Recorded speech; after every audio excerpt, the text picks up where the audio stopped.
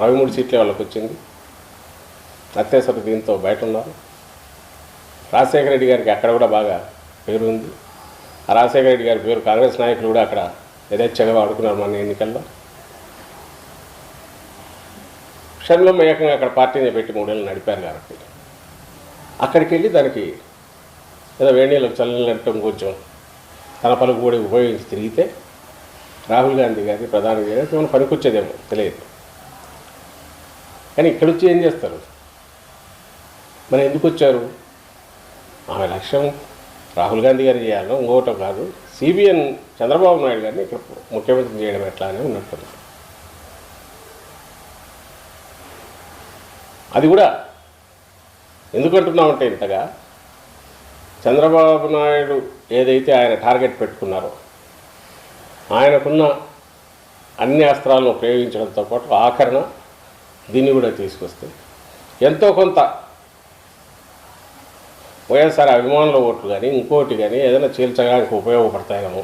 మళ్ళీ ఆయనకు so called anti incumbency ఓట్లు చేరకూడదు, మళ్ళీ అవి ఎక్కువ చేస్తే డేంజర్, అంతవరకే పోవాలి. అందుకోసమే టార్గెట్ మైనారిటీలు కానీ, క్రిస్టియన్ మైనారిటీలు కానీ, దళితులు కానీ వీటి గురించే మాట్లాడే స్పీచ్ తయారు చేసి పంపిస్తున్నారు.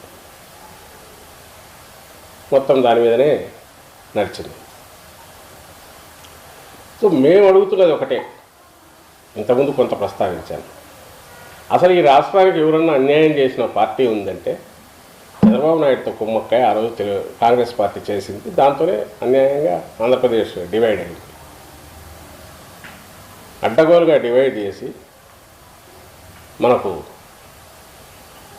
ఇటువైపు అవశేష ఆంధ్రప్రదేశ్ అనే చిన్న ముక్క మనకు ఇచ్చేసి పంపించారు. వితౌట్ డ్యూ జరగాల్సినవన్నీ ఇవ్వాల్సినవి మన హక్కులు ప్రొటెక్ట్ చేయకుండా, స్పెషల్ స్టేటస్ లాంటిది చట్టంలో చేర్చకుండా. ఈరోజు ఏమి అడుగుతున్నారు? స్పెషల్ స్టేటస్ గురించి ఎవరు పోరాడారు? అసలు పోరాడాల్సిన అవసరం ఉంది?